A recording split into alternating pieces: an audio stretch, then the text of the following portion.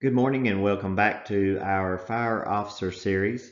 Today we will begin with Chapter 12, and Chapter 12 basically handles or goes over handling problems, conflict, and mistakes at the fire officer level.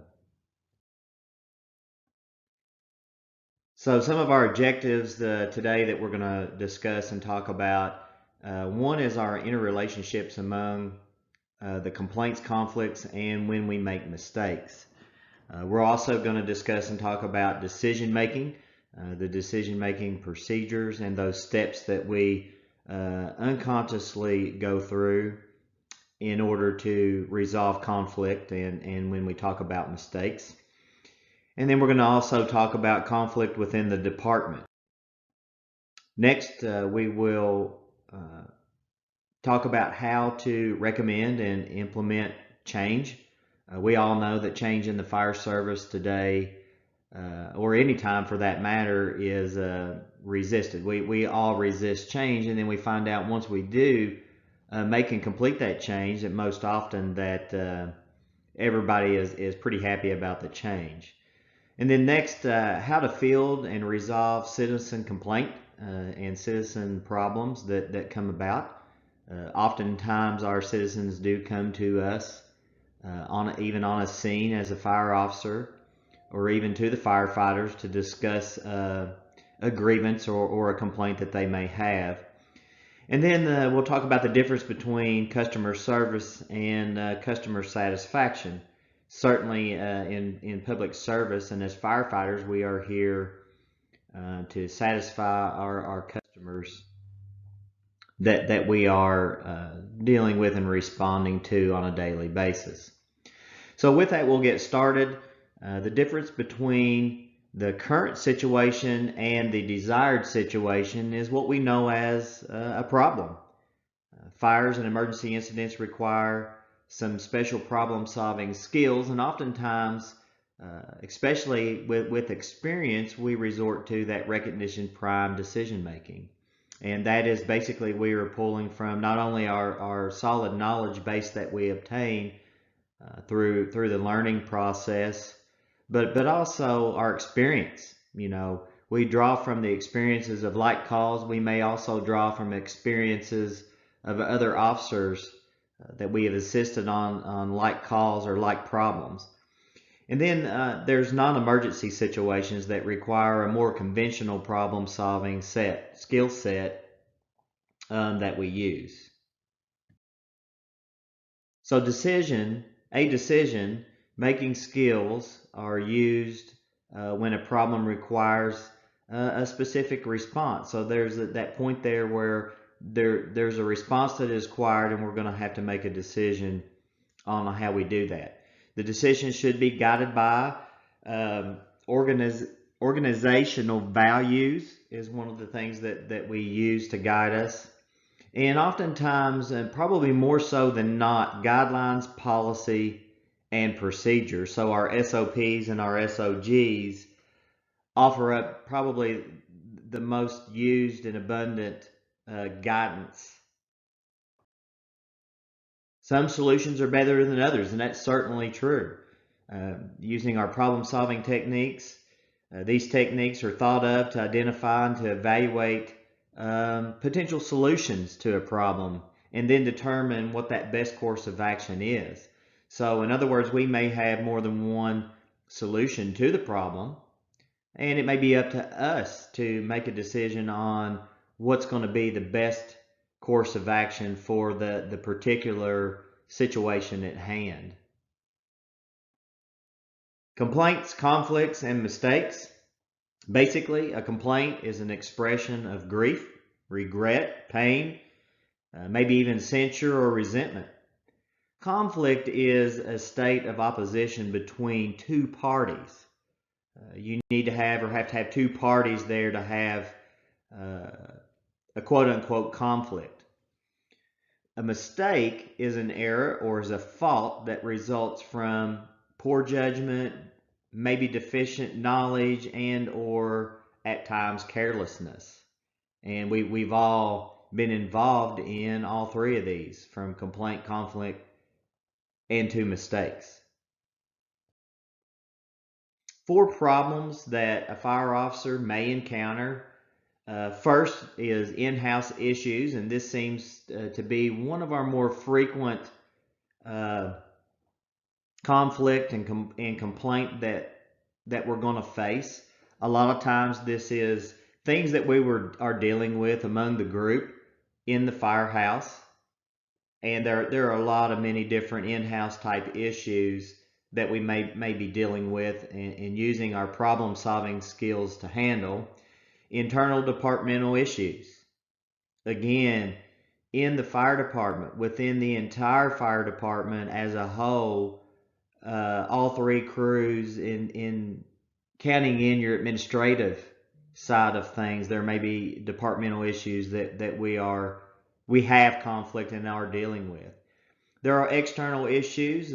These are the issues that come up with our citizens and the people that we are serving, or even other groups outside of our department. And it also could be other public servant departments or groups, such as police departments, such as emergency management, and so on.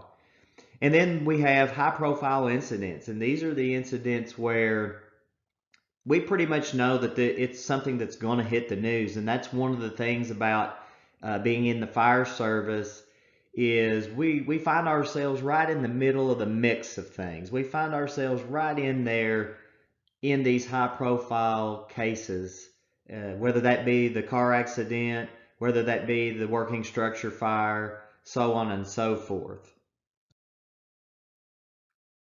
In general, decision-making procedures kind of go like this. The first step in the program is that we would define the problem. We have a problem. We know and define that problem. And then next we want to start to generate alternative solutions. So we're already thinking about, how to resolve this problem at hand. So we begin to talk about and think about solutions. And then at some point we have to come to the decision of selecting and making that solution. And then the next step would be implementation of our solution. So we back up for a second on selecting a solution, and certainly in that process, in that decision-making process, we want to, and hopefully we are choosing the best solution for the problem at hand. So we implement the solution to it, and then at the end, we should always evaluate those results. Sometimes that we think that we have picked the best solution for the problem, and then we go back and reevaluate things, and we find out that this solution didn't work as best as it either could have or should have. And so we either adjust that solution or we pick a different solution for the next time. And I will say this is one of the things that it kind of stores data in your recognition prime decision making process.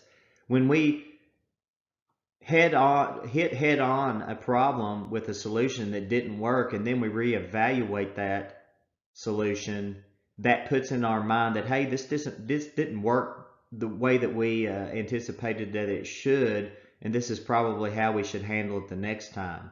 So when that next time rolls around, you will revert back to that situation, and you're going to say, hey, this didn't work quite as well as what we planned, and so we now know that we need to do and pick a different solution to the problem. Pay attention, ask questions when we define the problem. Pay attention to what's going on, to what feedback that you're receiving from other people that are involved, and ask those basic questions of what is the value of the activity and which activities can be changed, improved, and or updated. So are there things that we can do to make this problem different, improved, and find the correct solution to it? How quickly do we get bad news? Hopefully that we create a work environment that encourages our firefighters to report this type of bad news immediately. one of the things that comes to mind often is, damage will happen to an apparatus, and then it just magically appears when you're doing your checkoffs, and at some point it finally gets reported. And then when you start asking questions and we start going down, doing a little bit of an investigation on it to find out, how this happened, it seems oftentimes that nobody knows anything. And certainly the truth is that somebody knows something about it, they just did not report it. So hopefully we're cultivating the type of environment and the type of relationships with our firefighters that they're reporting and defining problems right away and getting that information to us. Fear versus trust. We want to foster a trusting type relationship with our firefighters. We don't want them to be afraid to report things to us. And I think that oftentimes that's why those little things don't get reported, is because they're afraid of either the knee-jerk reaction, so to speak, or the consequences that may accompany or come with that bad report. If trust is not there, simply information will not be passed along to us. And that's what we see across the board is if we don't have that trust in that relationship, then that's when things don't get reported. That's when that little bit of damage to the apparatus is found by someone else and finally gets reported, and we don't really know the who, what, where, and when of the origin of the problem. We want to generate alternative solutions, and in doing that, we want to involve anyone with direct knowledge of the problem. Obviously, if folks know how and were a part of when a problem occurred, they may have an alternative solution already in mind as well. One of the things that we can do is brainstorm. So with brainstorming, we write down the problem. We get together as a group and we set a time limit on this for the group, and we begin to write down all of these ideas. And we don't want to shun or put away any idea. We want to go ahead and write all those down so we can have a look at and begin to narrow down each one of these solutions to the problem, and kind of figure out what's going on, and then begin to make that selection process of our solutions. So in brainstorming, we want to tell everyone to bring up solutions. Again, we want to have that group select the best 5 ideas in our minds, in the group's mind, that they think are going to work out. And then write out 5 criteria for judgment or judging which of these solutions will best solve the problem. And then next, have every participant rate those solutions. And in rating those solutions, basically what we're doing here, if you remember back, or if you've ever had the NFA Leadership 1 class where we do the group nominal technique, and we select that, brainstorm and select that and write them down and put values to them, and then we select the top 5, and then eventually we narrow it down into the top 2, and then hopefully down into or up to the top 1 solution that we think will best solve the problem. So next is generate alternative solutions, and should the fire chief participate, yes or no? The best ideas emerge from the firefighters directly affected. I think sometimes that group who have boots on the ground and have a little bit more time and effort invested into it, maybe than some of our chief officers. And it's certainly not taking anything away from the fire chief or the assistant chief or anyone in the administrative staff, but it does give a good view of the people that are actually in the process or in that problem as it emerges. Do firefighters feel comfortable? Firefighters may be reluctant sometimes to share ideas if they don't feel comfortable with it. Or one of the things I think that makes our firefighters not comfortable, it goes back to, number 1, trust, and I think it also goes back to how their ideas are perceived. If we automatically hear an idea from a firefighter and we automatically dismiss that idea and don't even entertain it. We sometimes I think we get to the point with our firefighters that we push them into that area where they're now reluctant to share any ideas, because in the back of their mind they're thinking, well, the last time I shared an idea, they just brushed me off and they didn't even listen to me. They didn't even write it down, so I'm not going to interject anything, and I'm not going to put any of my ideas out there anymore. And that's certainly not the perception that we want to put out there. And I think we want our firefighters to be open with ideas and alternative solutions. Is the process legit?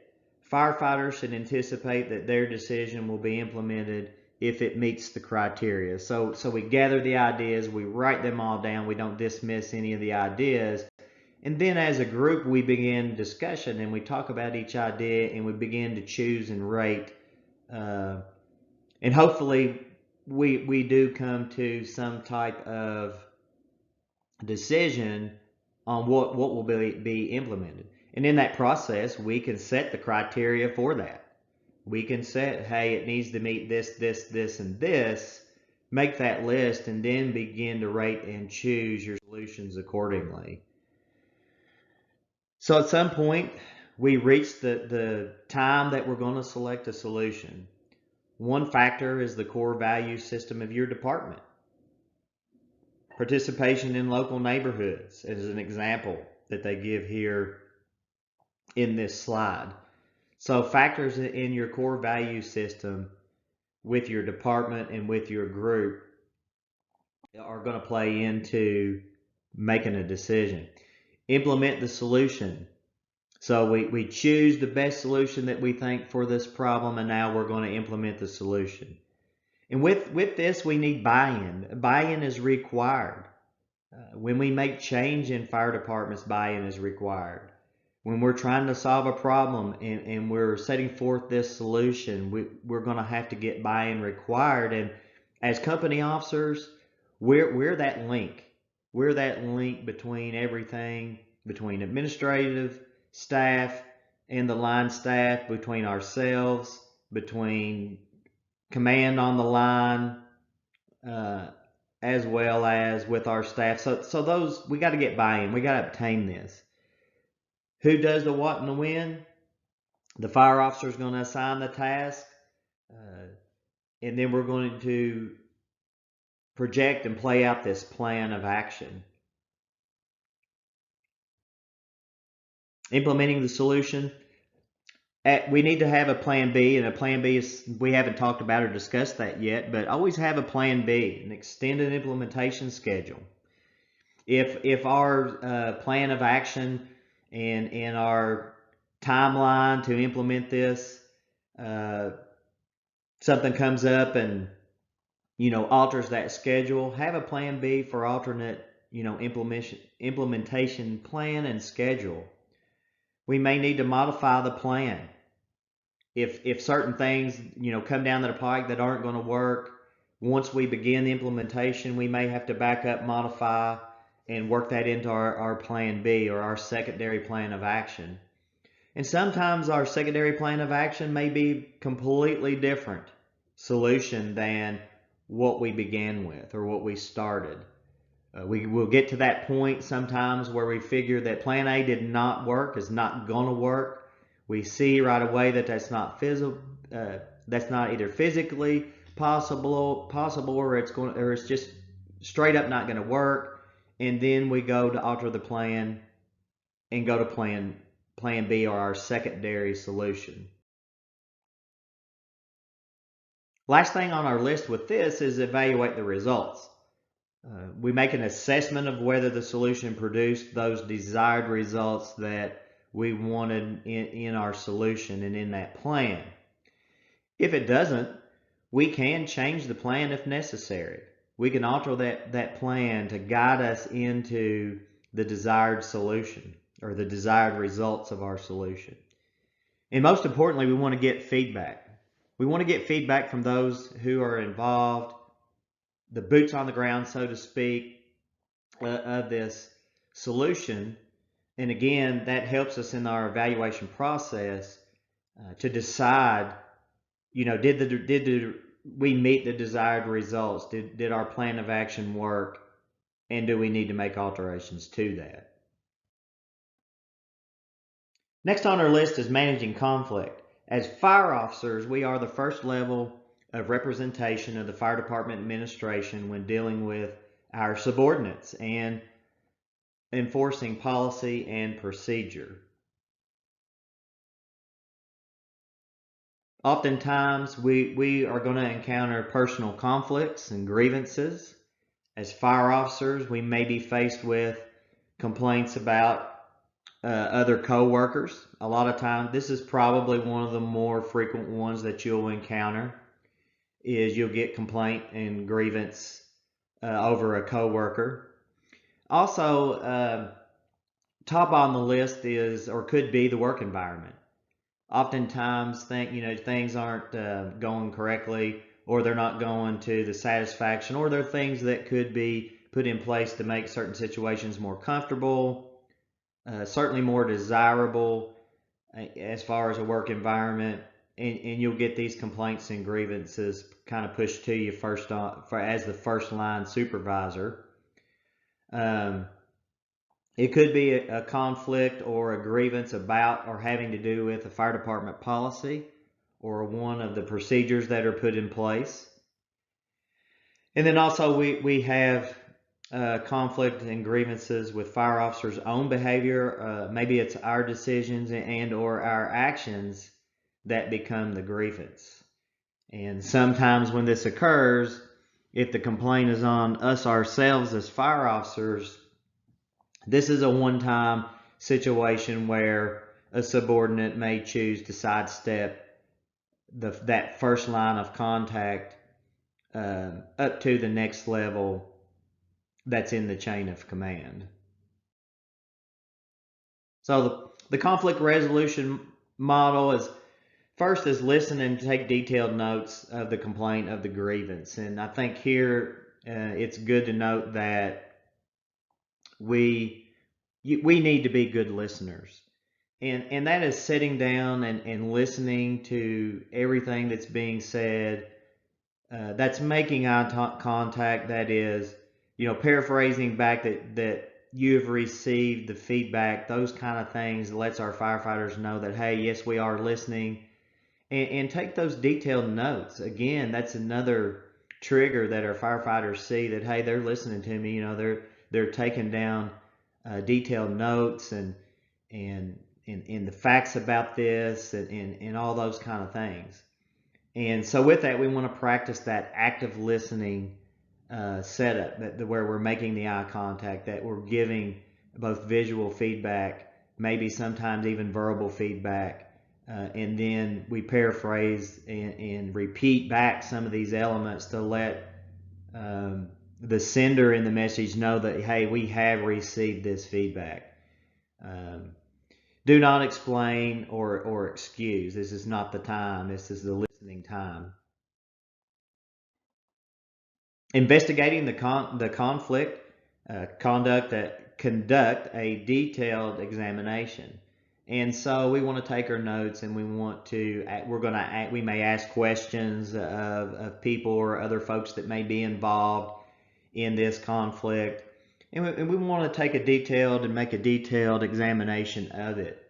We want to get all the facts about it that we can gather, take detailed notes on these facts and write down key points of the discussion with others.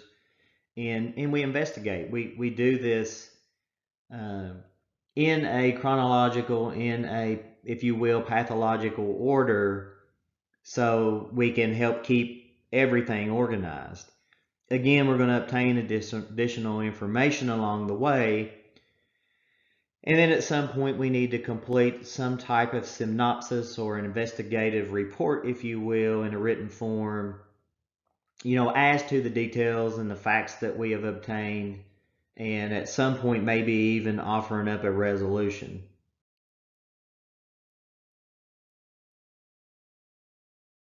Some fire departments have a specific SOP or procedure in place. My fire department certainly does have one, a grievance and conflict resolution form that sets things in motion. For our department and city, it is time sensitive. So once that is set in motion and we begin the process, there's so many hours that we have, to do the investigation, to gather fact finding and gather information and document that. And then at some point at the end of that timeline, it comes to the point where we have to offer we either deny or offer the resolution, so on and so forth. And at that point, if they're not satisfied, then there are appeal type options in the process to where it can be appealed up to someone higher in the chain of command, if you will, all the way up to the fire chief.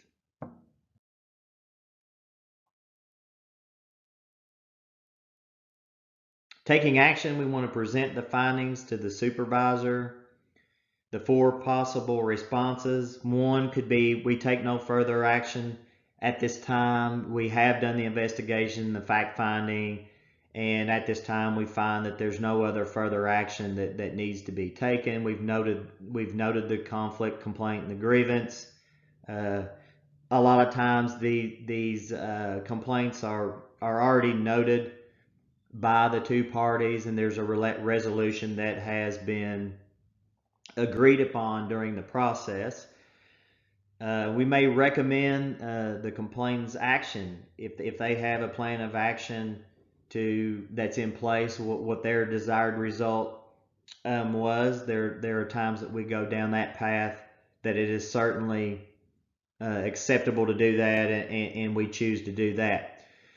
We may also at some point suggest an alternative solution, and oftentimes when we step through this process, we will begin to think about and talk about other solutions at hand. And sometimes one of those solutions may be either a better or a more desired solution than the complainant actually had in the first place. And certainly those are the times that we would suggest that alternative solution.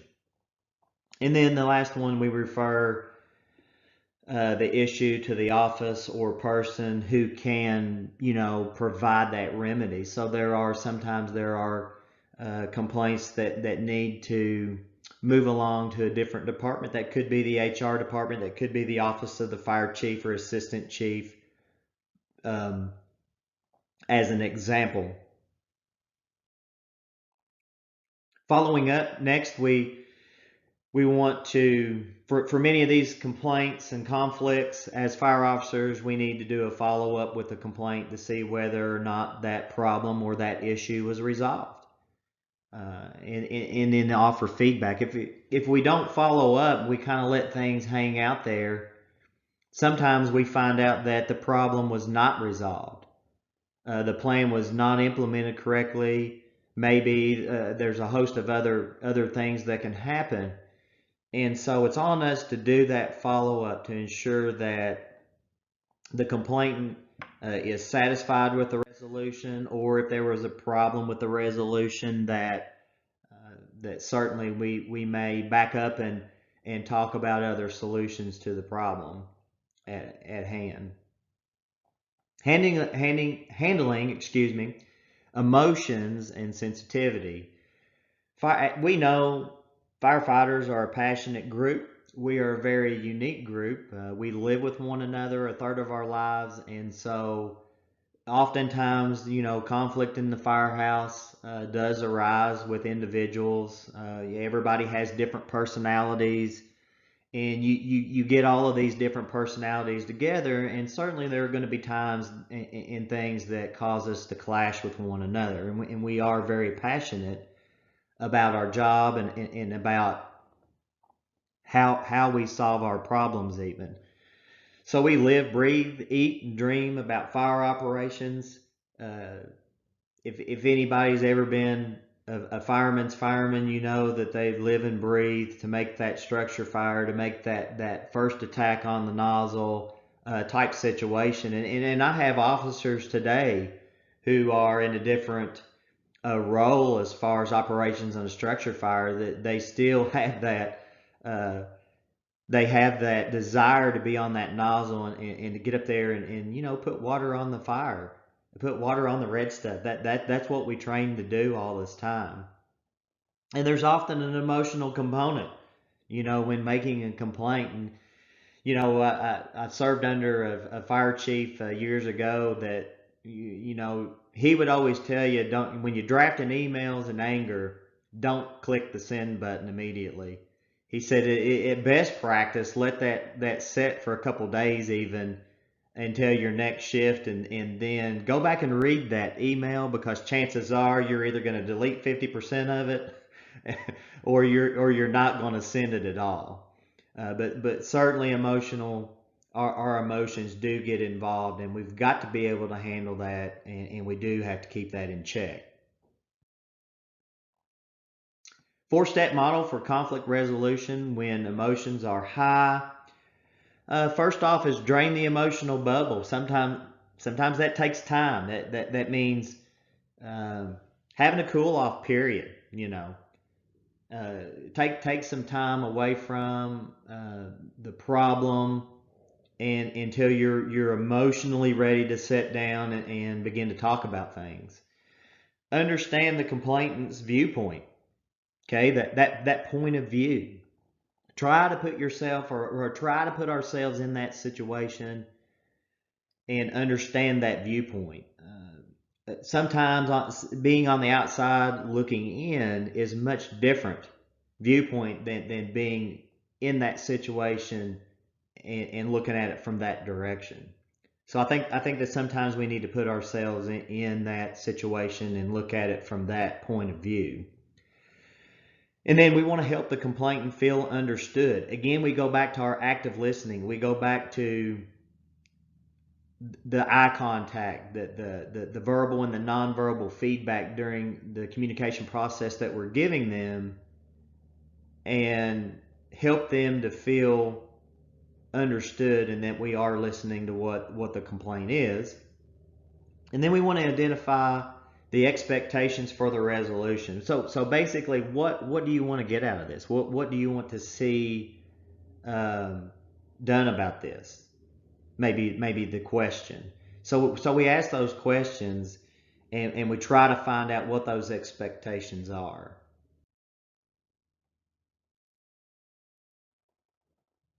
As fire officers, in direct contact with our firefighters and with our citizens, the recommendations of policy and the implementation of that, we find ourselves knee deep in, because we are that direct contact back and forth between the two groups. As officers, we're in a really good position to recommend new departmental policies. And I will say, when we start raising those concerns, be careful, because you may be the one that is tagged with writing that new departmental policy, researching that new departmental policy. And there's certainly nothing wrong with us doing that. I would embrace it when you get those opportunities, because you're going to find out, number one, you'll learn the process and you'll know it very well, but you'll also begin to find out the different perspectives of, that problem or that thing at hand that we're writing this policy for. When I wrote the cancer policy for our department, I spent a lot of time researching and listening and looking at other SOPs, and I found out that although there was a lot of good other departmental policies out there for other departments, there was a lot of the elements in those that just didn't fit our department and in the way that we handle operations as well as it did those. And so we had to pick and take pieces out of those, and then research and know what the things that we knew about the situation, and then come to a solution and make those decisions, and then ultimately write that plan of action out in the SOP form. And then of course it's got to go to legal. The fire chief needs to review it. The assistant chief needs to review it. We need to make sure that we got to do a cost analysis on it if it's going to cost money. All of those things have to be in place. But I do highly recommend that if you get those opportunities to be involved in writing policies, do so, because you're going to gain a valuable experience from it. Recommending policies and those policy changes continued. We want to understand the procedure for adopting new policy within the department. So if it takes a committee, or if it takes a conversation with the fire chief, or if there is a set plan of action there for adopting and authoring, writing, and adopting those policies, then we need to know the procedure so we can follow it. We want to, again, identify the problem and develop supportive documentation. And then we want to use our problem-solving techniques to develop the best course of action or an alternative course of action. And even in writing policy and recommending policy and changes in policy is that plan B. Always think about and have those alternative solutions in your mind and keep them in the process, basically. So at some point we want to develop a written proposal. I call this a draft. I mean, we want to write out things in a draft format, and then we will present this proposal. A lot of times this presentation is going to be made to chief staff. It could be the chief, it could be the entire administrative staff as a committee, or it could be a SOP or procedure committee that has been formed with the specific leadership in that committee. So we want to present our proposal and then offer that out there. If our proposal is accepted, then again we want to fine-tune this draft policy and put it in the correct format. So at this time, we'll take our written notes that we had in that written proposal, and then we want to begin to put it into the proper format, the proper SOP or SOG format that your department has.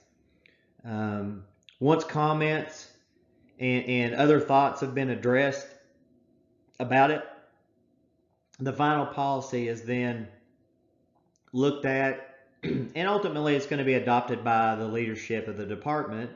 And in most cases, that's going to be the chief. It's going to be signed and adopted by the fire chief. And again, these proposals and these drafts have to be looked at, and sometimes some of these proposals are going to have to be looked at by legal. There may be language in there that we need to alter or change for one reason or the other. And I think those folks are best at looking at things like that and making those type of decisions. Then ultimately, the final draft hits the fire chief's desk, and if it's acceptable, he or she'll sign it and move it forward. Once that happens, we come to the point where we're going to implement policy. The new policy could be a revision of an existing policy. So again, we want to follow the departmental procedure with that. We're going to communicate the policy to the subordinates. This can be done in many different ways. It can be done through an information bulletin, and they send out, or we send out, a copy of the SOP in electronic format, in a read-only type format, and let people begin to soak in the new information.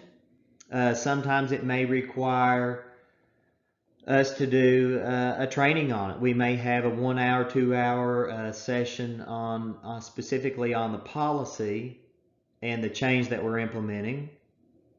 And certainly this is going to require our firefighters to read it. Some departments require you to either digital signature, or it's going to require you to sign a hard copy that you've received and read that policy. And then next we want to evaluate the employee's actions and reactions to the policy. Sometimes when we implement something new, we'll have a grace period, so to speak. Basically what we will do is, we will implement, and for the first 2 weeks we will kind of have a grace period on if we're still making mistakes on either the procedure of it or a part of a procedure of it, so to speak. there's kind of a grace period there that we overlook that and we use it as a learning experience. But there'll be some point in time in our timeline that we should reach proficiency, and then now that's going to be the policy that's in place, especially if we've either changed the policy or we have revised a current policy where we did something different than what we are now doing. So evaluate our employees' actions, and then we want a regular review of policies really should occur because things change. As we go down the pike, you may have SOPs or policies that are in place that from 15, 20 years ago, and now we're doing things completely different. An example would be, 15 years ago, we were still doing EMS run reports on paper, and we had not begun to use digital report writing, and now we are completely different. Well, if we still had that old written policy, we either need to write the new one, or if we have both of them, maybe it's time to remove that old policy out of the book and not require that to be studied, read, and maintained for promotions or for the recruit firefighters that are learning new SOPs. So a regular review of our policies is something that should happen. Next on our list in this discussion is going to be citizen complaints. And this is something that you are going to have complaints from citizens. And there's a number of things that folks complain about. And if you've talked to my fire chief now, it's unbelievable. He'll tell you that it's unbelievable the amount of phone calls they get on things that come through fire administration that are simply us doing our jobs in a correct manner. And it's a situation where the citizens just don't understand why we do certain things. And so there's an abundant amount of those complaints that come in by telephone that they field that we don't even know about and are taken care of with a simple explanation. So the conduct or behavior of firefighters sometimes and a lot of times will be a complaint.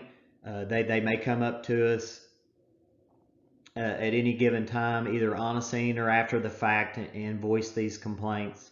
The fire company's performance or service could be a complaint.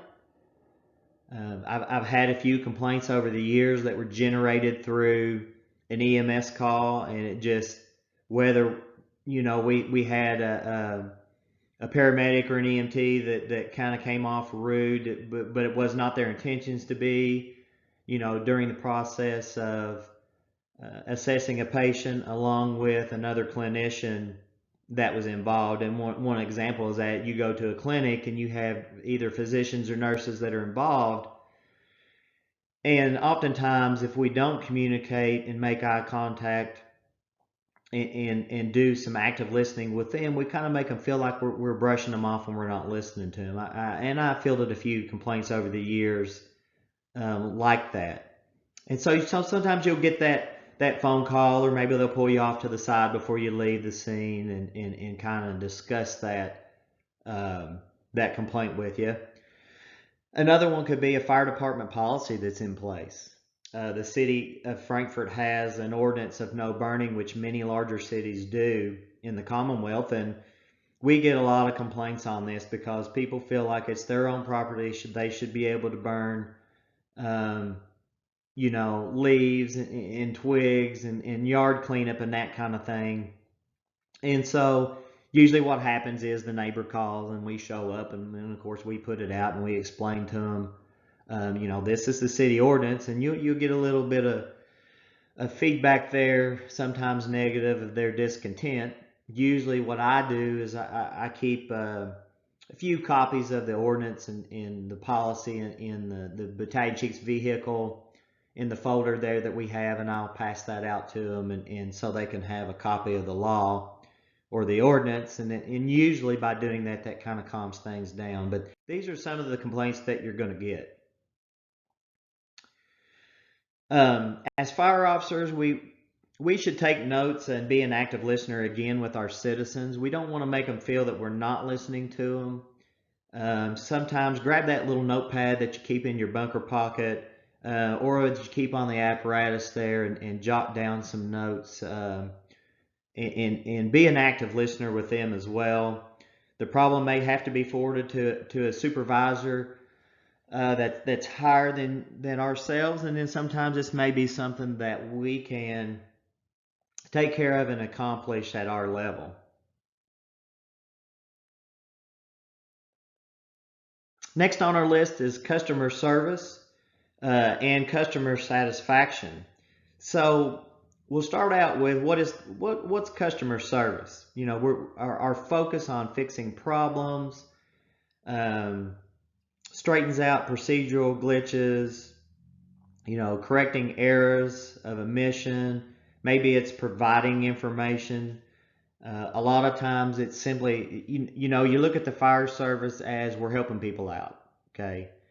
To protect and to serve is in most mission statements of most fire departments across the United States. And so sometimes it's a simple process of providing the information, like passing out the city ordinance of folks that didn't realize that there was a no burn policy, or maybe it's talking about a procedural policy that you know the customer and the citizen doesn't understand. Why do we do some of the things we do? Why do we break out a window sometimes in a structure, or why do we cut that 4x4 or larger hole in the roof to ventilate? They see us as doing damage to the property and cutting a hole, but they don't understand, you know, what the implication of it is and why we do it, and the application of ventilation, tactical ventilation, so to speak. So those are some of the things there with customer service. Customer satisfaction is a focus on meeting their expectations, basically, and that is our goal. Is we want to meet, if at all possible, the expectation of our customers. And I think a lot of times, and for the most part, our customers they understand that, you know, we are a very focused group, and we do things in a step-by-step and checklist manner a lot of times. But I think sometimes those procedures, they don't understand the why behind some of the things we do. And so, you know, our focus should be on that explanation. And a lot of times that's all it takes, is explaining what we're doing and the why we do what we're doing. We may ask civilian what could be done to resolve a situation. You know, what can we do to make things better? I think explaining that situation, as well as maybe even offering up an alternative solution if possible, is a good way to meet those expectations, especially when there's a complaint brought up.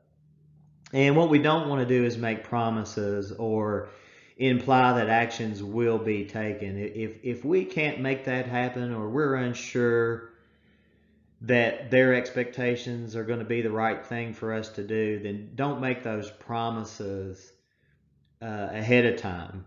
You know, let them know that yes, we're going to look into that, we're going to, you know, we're going to investigate or research, and we're going to eventually come to a solution or a proposed solution. But don't make especially promises that we can't keep. Keep them informed. You know, as a complainant, keep them informed, and most definitely do a follow-up. And that follow-up, it can be simple as phone calls. It could be a communication through email, but or even a one-on-one meeting, another meeting. But certainly follow up and reinforce the impression that the complainant's issue is important. And so if it comes in by telephone, a phone call to the station or fire administration, and we're involved in this, we certainly, again, we want to reinforce that in that conversation over the phone, that yes, you know, I understand what you're saying. I hear what you're saying. I wrote a few things down. We're going to investigate, talk about it, and I will, or we will, get back with you, and we'll let you know what's going on. So we've talked about a few things in this section of Chapter 12, and we've talked about fire and other emergency incidents call for specialized problem-solving skill. We talked about the recognition, prime decision making, and where we're drawing some of our solutions from, both on the emergency fire ground situations and internal and external complaints as well. High quality decision making approach we've talked about, defining the problem we've talked about, generating alternative solutions, and even generating a plan B or a secondary solution, and then making those selections. And then we talked about putting that solution into motion and then evaluating those results. Sometimes the best people to solve a problem are usually those who are involved. And so we certainly want to involve those folks in this process. We talked about implementation and how it is often the most challenging aspect of our problem-solving process. Whether the solutions, solve the problem or not, or maybe it requires some type of measurement, feedback, quality assurance. We need to determine those things.